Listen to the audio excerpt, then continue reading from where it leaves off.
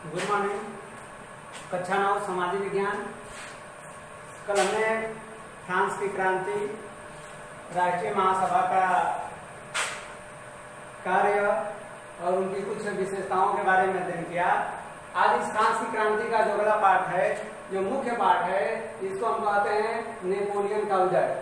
अर्थात इस फ्रांस की क्रांति के बाद नेपोलियन का उदय कैसे हुआ, नेपोलियन इस फ्रांस की क्रांति के बाद फ्रांस का शासक कैसे बना, इन सारी चीजों के बारे में आज हम विस्तार से इस पे चर्चा करेंगे, इसे पढ़ेंगे।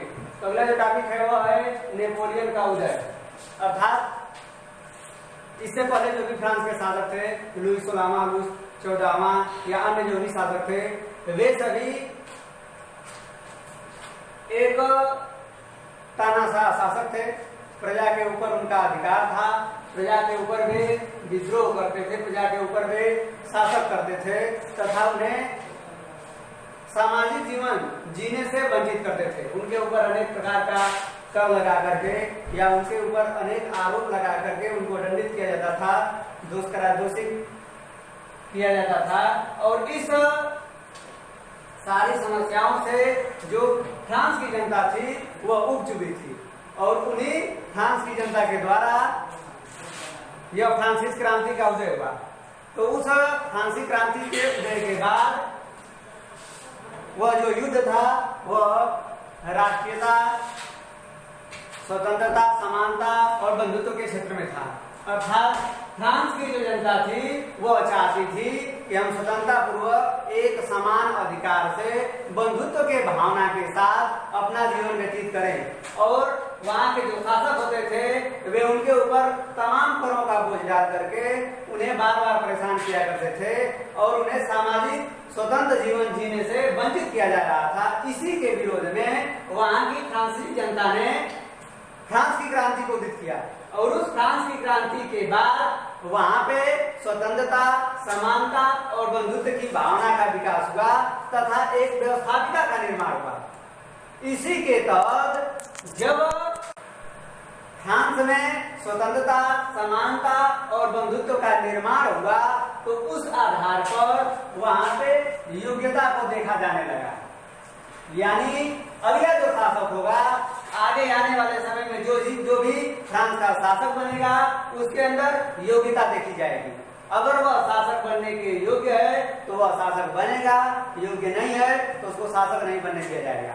लेकिन इससे पहले, फ्रांस की क्रांति से पहले जो नियम था वह नियम यह था कि जो राजा का पुत्र है वही शासक बनेगा, चाहे वह योग्य हो या न हो। इसी का फायदा उठाते हुए वहां के जो भी शासक हुए वह प्रजा के ऊपर अनेक प्रकार के कर डालकर, अनेक प्रकार के बोझ में डालकर उनके ऊपर शासन किए और खुद वहां पे एक स्वतंत्र जीवन व्यतीत किए। लेकिन जब यह एक व्यापक क्रांति हुई, परिवर्तनकारी क्रांति हुई और उस क्रांति के बाद सारे नियम बदल दिए गए। अब योग्यता को ध्यान में रखा जाने लगा और इसी योग्यता का फायदा उठा करके नेपोलियन फ्रांस का शासक बना।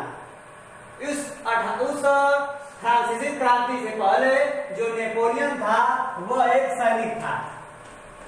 नेपोलियन जो था वह एक सैनिक था, कुशल सैनिक था, अच्छा सैनिक था, उसके पास योग्यता थी और उसी सैन्य बल के आधार पर यह जो सैनिक नेपोलियन था वह लोकप्रिय था, यानी जनता का प्रिय था और जनता के सहयोग से वह शासक बनने में सफल हुआ।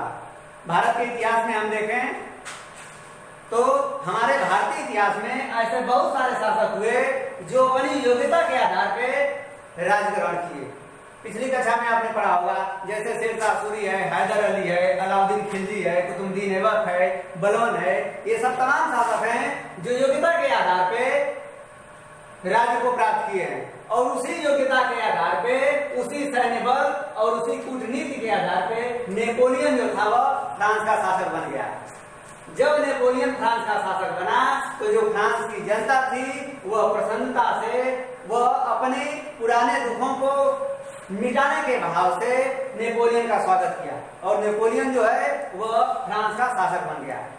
जब नेपोलियन फ्रांस का शासक बन गया तो उसके बाद यह जो फ्रांस का पूरा अधिकार था वह मध्यवर्गीय लोगों के हाथ हाथ में आ गया। इससे पूर्व हमने पढ़ा था फ्रांसीसी क्रांति से पहले जो भी अधिकार थे वो उच्च वर्ग के हाथ में था और वही उच्च वर्ग निम्न वर्ग को करों के बोझ में दाब रहे थे। करों के बोझ के तले निम्न वर्ग दबा हुआ था। लेकिन जब नेपोलियन आ गया तो वही उच्च वर्ग का जो शासन था वह मध्यवर्गीय लोगों के हाथ में आ गया और फिर से वही तानाशाही शासन प्रारंभ हो गया। क्योंकि जब मध्यवर्गीय लोगों के हाथ में सत्ता आ गई तो मध्यवर्गीय लोग भी वही तानाशाही प्रारंभ कर दिए जो उससे पहले उच्च वर्गीय लोग किया करते थे। पिछली वीडियो में हमने बताया था कि राष्ट्रीय महासभा द्वारा कैथोलिक चर्च के पादरियों को, राज्य के कर्मचारियों को, अधिकारियों को हटा दिया गया था और वहां पे व्यवस्थापिका की व्यवस्था की गई थी। उसी व्यवस्थापिका के तहत जब वे हट गए और यह सत्ता नेपोलियन के हाथ में आई तो इसके संपर्क में रहने वाले जो भी मध्यम वर्गीय लोग थे सारी सत्ता उनके हाथ में आ गई। नेपोलियन जो था वह एक विस्तारवादी शासक था, वह अपने राज्य का विस्तार करना चाहता था, वह अपनी शक्तियों को बढ़ाना चाहता था। इसी के तहत उसने अनेकों कार्य किए। अब हम इस नेपोलियन के उदय के पश्चात नेपोलियन के कार्यों का वर्णन करेंगे। उनके कार्यों को ध्यान में रखते हुए देखेंगे नेपोलियन ने अपने समय में क्या क्या कार्य किए। तो नेपोलियन ने जो सबसे पहला कार्य किया वह था संविधान का निर्माण।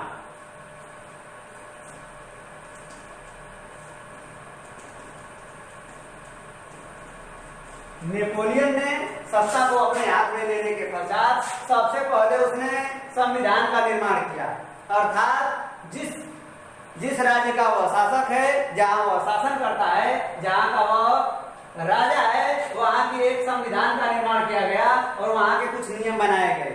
उस संविधान के तहत जो शक्तियां थी उन शक्तियों को 3 वर्गों में बांटा गया। जो सत्ता की पूर्ण शक्ति थी, सत्ता के जो भी अधिकार थे उनको 3 वर्गों में बांटा गया।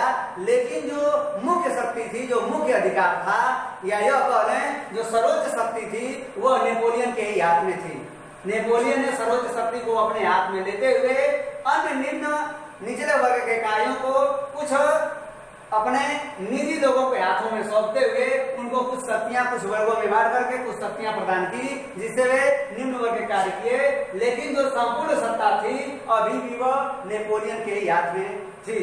इसके बाद संविधान के निर्माण के पश्चात नेपोलियन ने जो दूसरा कार्य किया, सबसे पहले नेपोलियन ने संविधान का निर्माण कराया। दूसरा कार्य जो था वह था प्रशासनिक सुधार।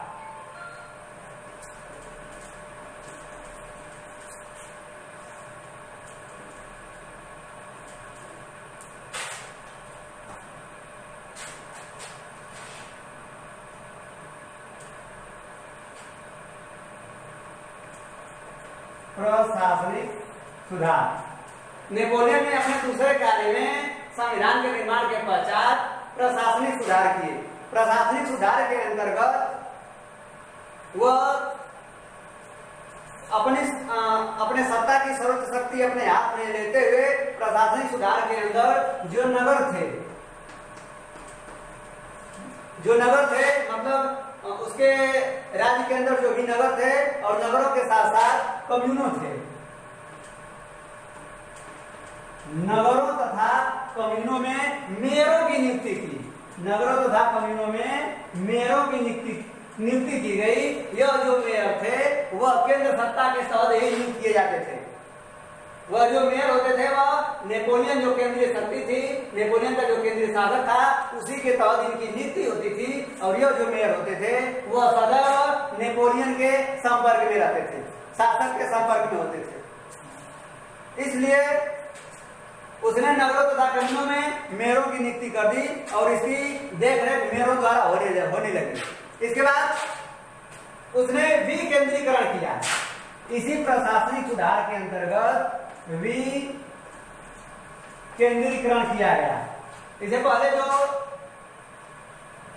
पिछली वीडियो में हमने बताया था कि राष्ट्रीय महासभा के द्वारा या उससे पहले जो भी दार्शनिक थे उनके द्वारा जो भी केंद्रीकरण है इसको हटा दिया गया था। लेकिन नेपोलियन के हाथ में जैसे ही सत्ता आई उसने फिर से विकेंद्रीकरण का निर्माण किया और विकेंद्रीकरण के तहत पूरी सत्ता पूरे राज्य का और पूरी शक्ति का जो मालिक था वो नेपोलियन ही था, यानी नेपोलियन के हाथ में ही संपूर्ण शक्ति थी, सर्वोच्च शक्ति थी, उसके द्वारा ही सारे कार्य किए जाते थे और उसके नीचे अन्य छोटे छोटे शक्तियों को भी स्थापित किया गया था जो इसकी संरक्षण में देख रेख करते थे। इस प्रकार से उसने प्रशासनिक सुधार के अंतर्गत नगरों तथा केंद्रों में मेयरों की नियुक्ति की तथा विकेंद्रीकरण का निर्माण किया। इसके बाद पहला संविधान का निर्माण, दूसरा सामाजिक सुधार, तीसरा हम देखेंगे तो वह था आर्थिक सुधार।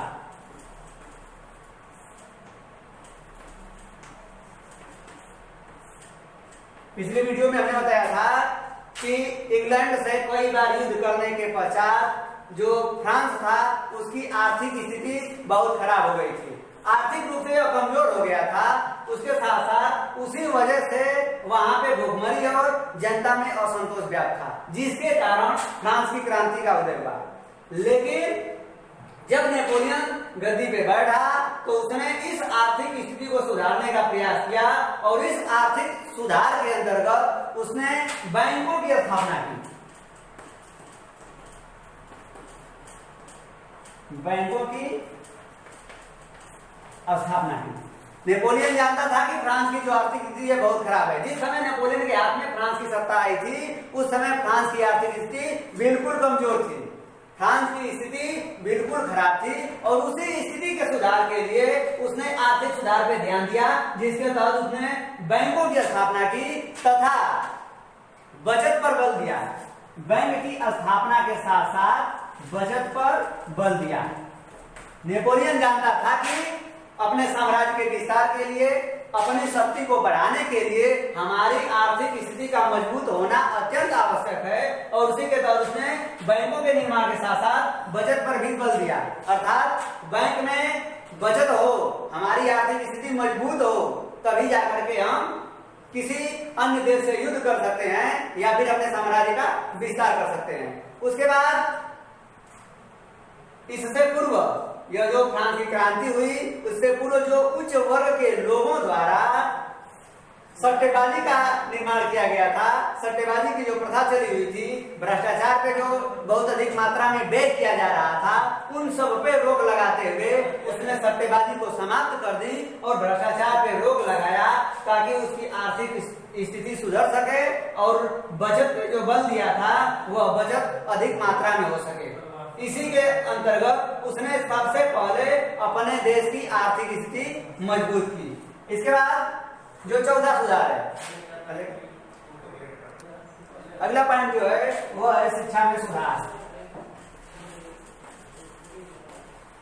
नेपोलियन जानता था कि हम किसी युद्ध को जीतने के लिए केवल आर्थिक रूप से मजबूत हो जाएं तभी सफल नहीं हो सकते, शिक्षा में सुधार करना भी अत्यंत आवश्यक है। शिक्षा में सुधार करने के लिए नेपोलियन ने पाठ्यक्रम का निर्माण कराया, राष्ट्रीय शिक्षा नीति लगाई, जिसके तहत राष्ट्रीय शिक्षा नीति के तहत पाठ्यक्रम को, पाठ्य शिक्षा को दो भागों में बांटा गया, तीन भागों में बांटा गया। पहला जो था वो प्राथमिक शिक्षा, माध्यमिक शिक्षा तथा उच्च वर्गीय शिक्षा। इन तीन वर्गों में बांटने के बाद वो शिक्षा में व्यापक सुधार हुआ तथा पाठ्यक्रम भी निश्चित कर दिया गया कि इस पाठ्यक्रम के तहत ये चीजें पढ़ाई जाएगी। इसके बाद जो पांचवा सुधार था वह था धर्म के क्षेत्र में सुधार।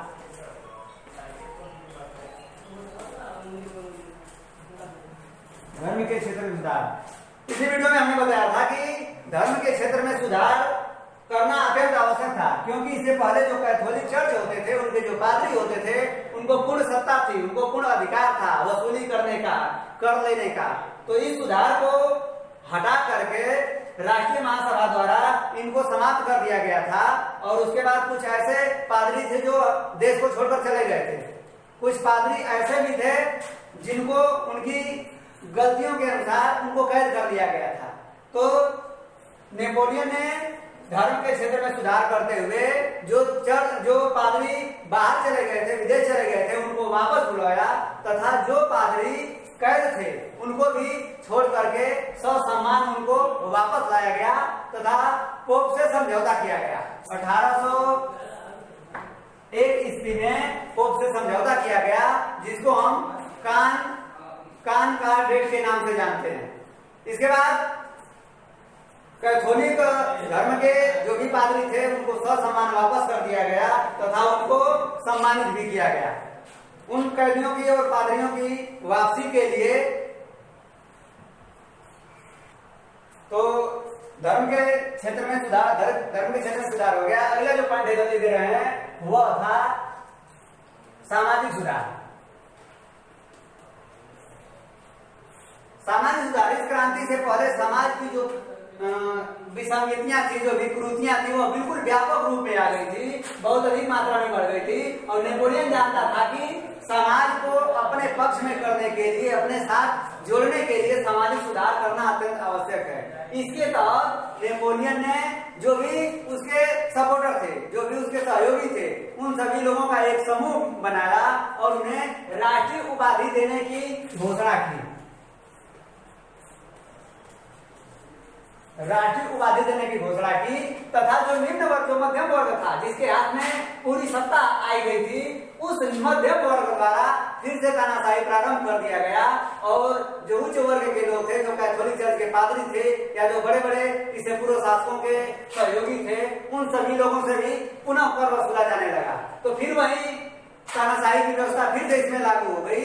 और उसके बाद जो अंतिम व्यवस्था थी, अगली जो व्यवस्था थी, वह महाद्वीपीय व्यवस्था थी। इस महाद्वीपीय व्यवस्था को अगले वीडियो में बताया जाएगा।